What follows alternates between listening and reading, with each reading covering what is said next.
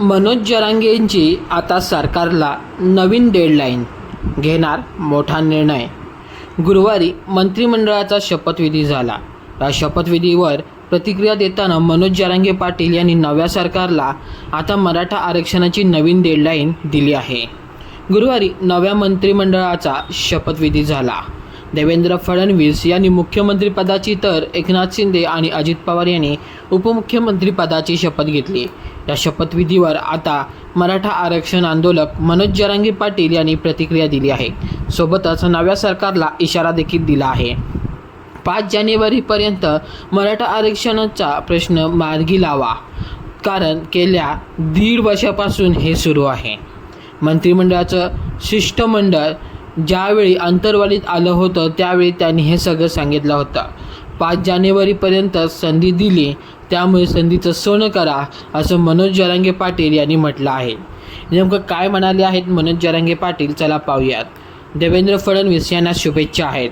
त्यांनी पालकत्व स्वीकारावं, त्यामुळे आता राज्यातल्या गोरगरीब जनतेची जबाबदारी त्यांच्यावरती आलेली आहे।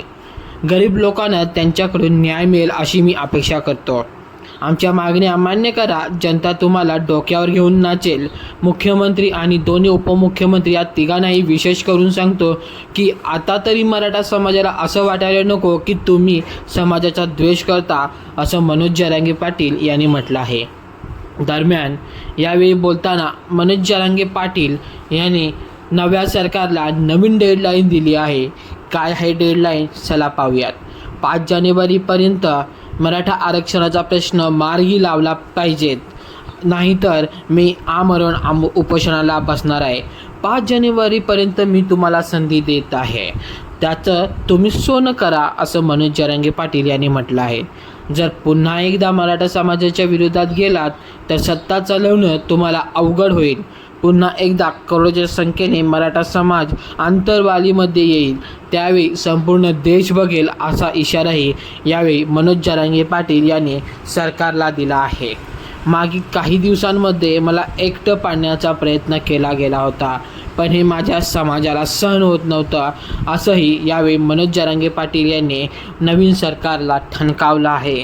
त्यामुळे आता नवीन सरकारला मनोज जरांगे पाटील यांचं सुरुवातीपासूनच आव्हान समोर राहणार आहे। त्यामुळे देवेंद्र फडणवीस काय निर्णय घेत आहेत याकडेच सगळ्यांचं लक्ष लागून राहील। दरम्यान सामूहिक उपोषणाबाबत बोलताना ते म्हणाले की मंत्रिमंडळाचा विस्तार झाला की सामूहिक उपोषणाबाबत आम्ही निर्णय घेऊ। म्हणजेच 5 जानेवारीपर्यंत मनोज जरांगे पाटील यांनी आता नवीन सरकारला डेडलाईन दिली आहे। इथून 1 महिन्यापर्यंत नवीन सरकारपर्यंत वेळ आहे, तोपर्यंत त्यांनी आरक्षणाचा मुद्दा मार्गी लावावा, नाहीतर ते 6 जानेवारीपासून आमरण आंदोलनासाठी सुद्धा उतरू शकतात, असा त्याने इशाराच दिला आहे।